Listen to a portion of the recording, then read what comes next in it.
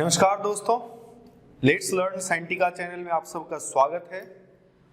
आज नव वर्ष है, आज जनवरी की पहली तिथि है और उम्मीद है आप सबों ने इस नए साल के लिए कुछ न कुछ बेहतर सोचा हो और कोशिश करेंगे कि बेहतर कर सके। और एक उम्मीद रखना है, अपने को एक उम्मीद रखना है कि आगे चल के हम लोग कुछ बेहतर करेंगे। आपका सहयोग और हमारा मेहनत दोनों मिल जाए, एक बहुत ही अच्छा कॉम्बिनेशन बन सकता है।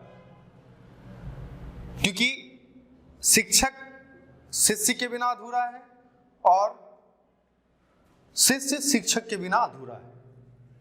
तो दोनों इस वर्ष में मिलकर एक अच्छे और बेहतर जिंदगी के लिए कोई ना कोई कार्य तो जरूर करेंगे। हर व्यक्ति को अपने जीवन में कोई ना कोई एक लक्ष्य तो अवश्य ही रखना चाहिए।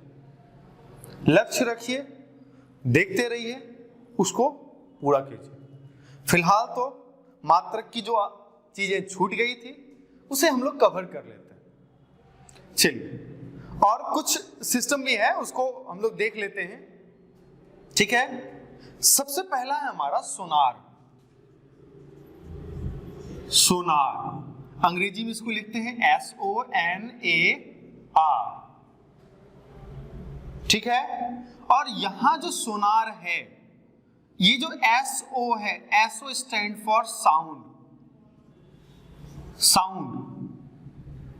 N stand for navigation,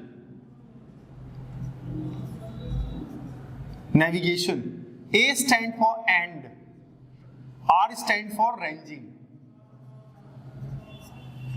Sound, navigation and ranging, ये जो टर्म है साउंड, नेविगेशन एंड रेंजिंग, ये सोनार जो है इसका प्रयोग कहां किया जाता है?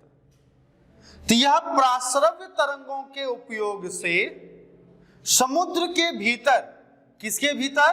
तो समुद्र के भीतर जो वस्तु, अगर मान लीजिए कि समुद्र में कोई जहाज चल रहा है, अचानक से वो जहाज दुर्घटनाग्रस्त हो जाती है, तो समुद्र तो अथाह है, उस समुद्र के अंदर जो उस वस्तु के मलबे पड़ जाएंगे, उस मलबे को ढूंढने के लिए कोई ना कोई ऐसा सिस्टम तो होना चाहिए ना।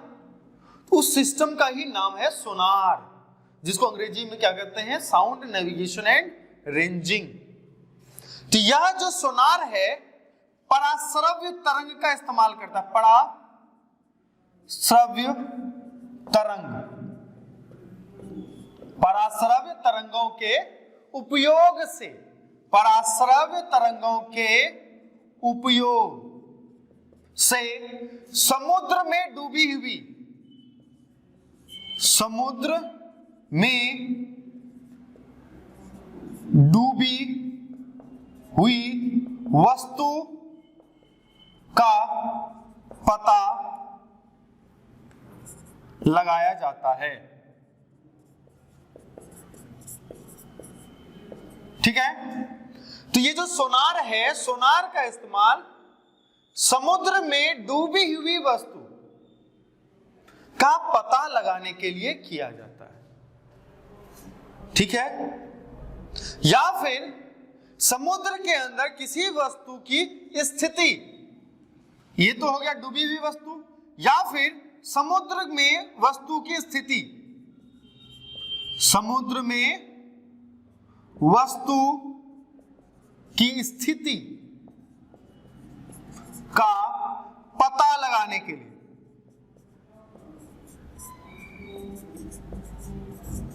ठीक है, मतलब कि जो समुद्र में है, समुद्र के अंदर चलने वाले जो होते हैं उसको कहते हैं पनडुब्बी। जो पनडुब्बियां होती है उसमें भी इसका उपयोग किया जाता है।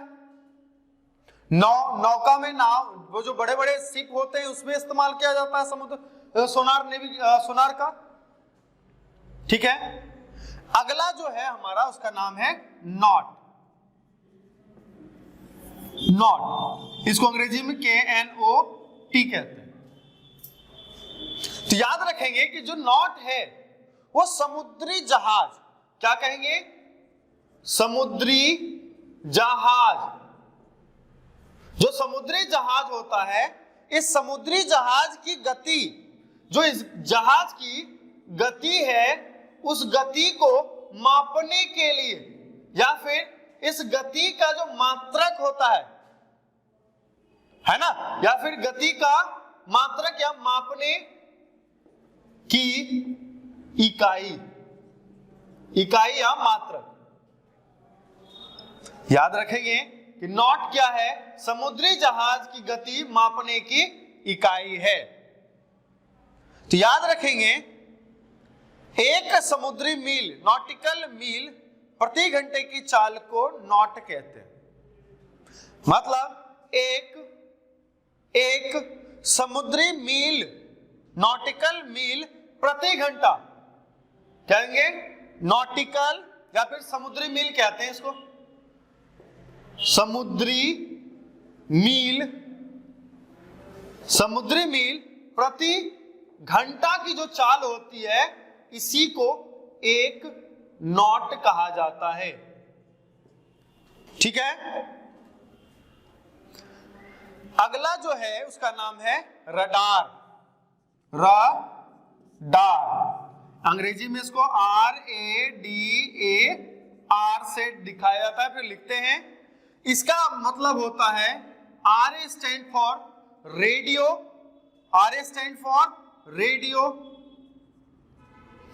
D stand for detection, DETECTION,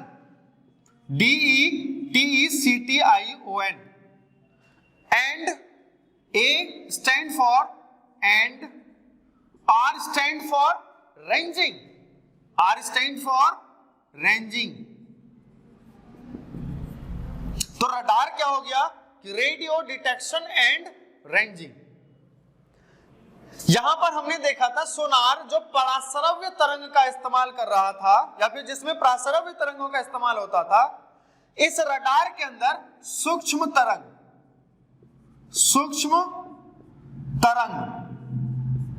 का उपयोग किया जाता है, सूक्ष्म तरंग का उपयोग होता है। ठीक है। इसका उपयोग, इस रडार का इस्तेमाल क्या है, तो याद रखेंगे कि सूक्ष्म तरंगों के उपयोग से किसी वस्तु की स्थिति का पता लगाने का कार्य करते हैं। खासकर हवा में, जो हवा में वस्तुएं होती है, जो वायु में वस्तुएं हैं, उस वस्तु की स्थिति का पता लगाने का कार्य रडार का है। खासकर इसका जो प्रयोग होता है वायुयानों के परिचालन हेतु हवाई अड्डों पर किया जाता है। किस लिए किया जाता है, तो वायुयानों के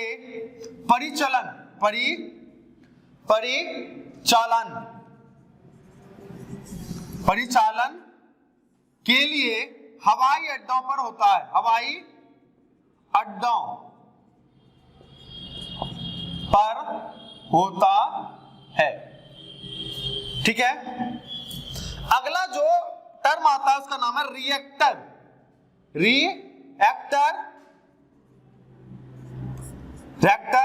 स्केल। ये जो रिएक्टर स्केल है, इसका प्रयोग भूकंप की तरंगे, जैसे भूकंप समझते होंगे आप लोग कि पृथ्वी के भूगर्भ में घटनाओं के फलस्वरूप जो पृथ्वी के भूपर्पटी पर जो हलचल होता है, उसी को कहते हैं भूकंप। तो जो भूकंप होता है उसका एक केंद्र होता है, और जो भूकंप है वो जैसे पानी में अगर आप कंकर फेंकते हैं तो इस तरह का कुछ लहर बनता है। तो इस सतह पर जो भूपर्पटी है, इसी सतह पर एक लहर बनता है। किस कारण से, तो भूगर्भीय घटनाओं के कारण। तो उस भूकंप की तरंगों की तीव्रता मापने के लिए, या फिर तरंगों की तीव्रता की इकाई रिएक्टर स्केल है। क्या कहेंगे, भूकंपीय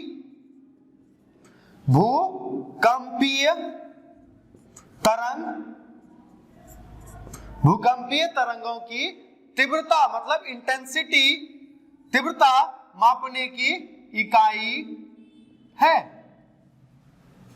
ठीक है, आगे बढ़ते हैं हम लोग और कुछ यूनिट्स के ऊपर आगे बढ़ते हैं और देखते हैं द्रव्यमान के और कौन कौन से मात्रक हैं। एक तो हम लोग जानते हैं कि जो द्रव्यमान है उसका मात्रक होता है किलोग्राम। तो द्रव्यमान के और कितने प्रचलित मात्रक हैं उसके बारे में समझते हैं। द्रव्यमान के अन्य मात्रक क्या हैं, इसको हम लोग थोड़ा देख लेते हैं। तो सबसे पहला आता है एक औंस। औंस भी द्रव्यमान का मात्रक है और इसको OZ से डिनोट करते हैं। खास करके आप लोग देखिएगा जो हेम्योपैथिक दवाई है वो औंस में ही आता है। 1 औंस, 2 औंस, 3 औंस, तो लगभग कितने ग्राम के बराबर होता है याद रखिएगा, 28.35 ग्राम के बराबर होता है। अगला आता है आपका एक पाउंड। एक पाउंड, ये जो पाउंड है इसको LB से डिनोट करते हैं। LB से डिनोट किया जाता है। यह जो है लगभग 16 औंस के बराबर होता है। 16 औंस के बराबर होता है। और अगर हम बात करें ग्राम में तो यह 453.52 ग्राम होता है। 453.52 ग्राम होता है। ठीक है, अगला अगर हम याद रखें तो 1 किलोग्राम बराबर होता है 1000 ग्राम के। 1000 ग्राम के बराबर होता है, या हम कह सकते हैं 2.205 पाउंड के बराबर होता है। 2.205 LB, याद रखिएगा LB पाउंड को दर्शाते हैं। तो 2.205 LB या पाउंड के बराबर होता है। और जनरली जो टर्म यूज होता है एक क्विंटल,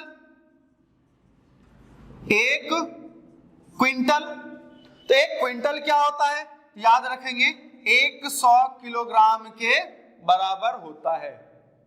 और आता है अगला आपका एक मीट्रिक टन।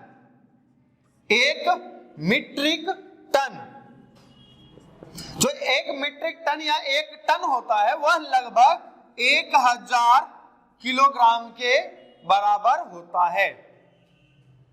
ठीक है, अगला हम लोग देखते हैं अब कुछ दूरी के मात्रक को। दूरी के अन्य मात्रक, दूरी के अन्य मात्रक कुछ जो इंपॉर्टेंट है उसके बारे में हम लोग बात कर लेते हैं, उसका हम लोग जिक्र कर लेते हैं।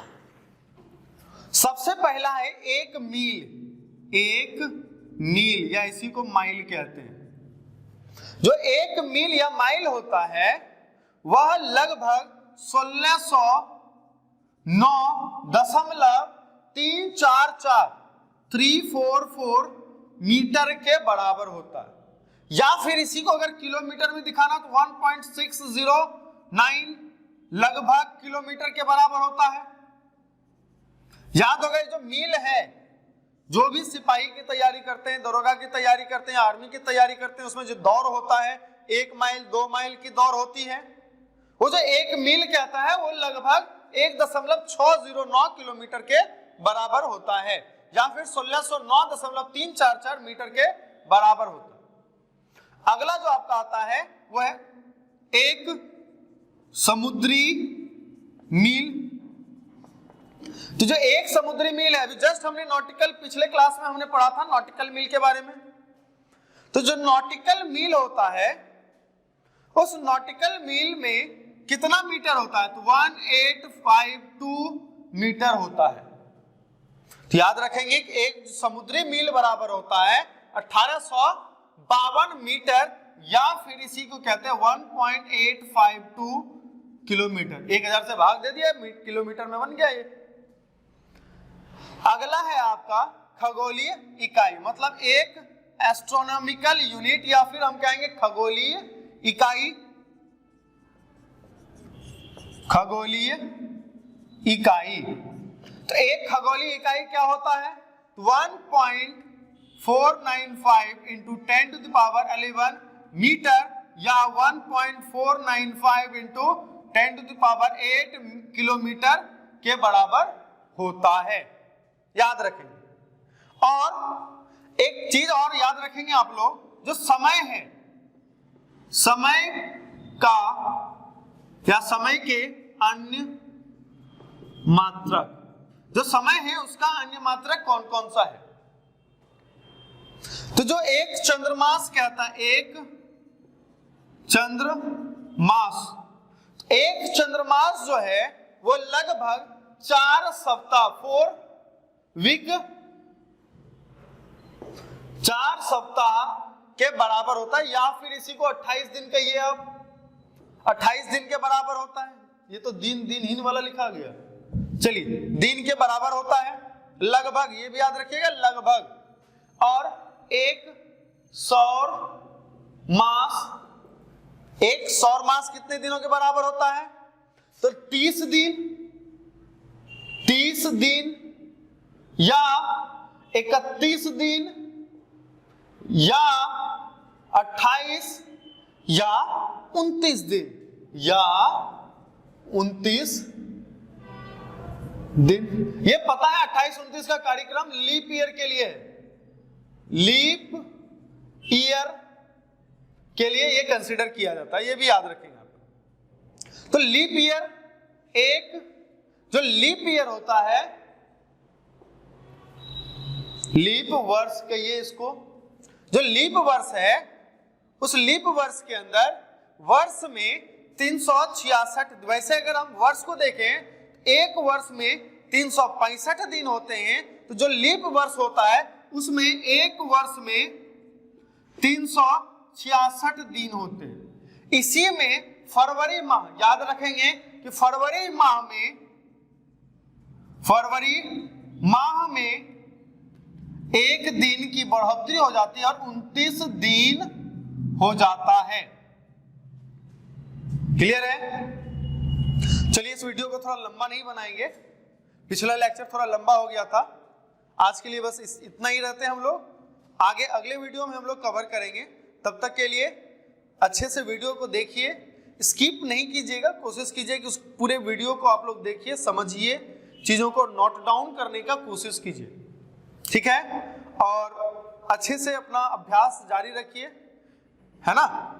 चलिए फिर अगले लेक्चर में मिलते हैं हम लोग, तब तक के लिए जय हिंद, जय भारत।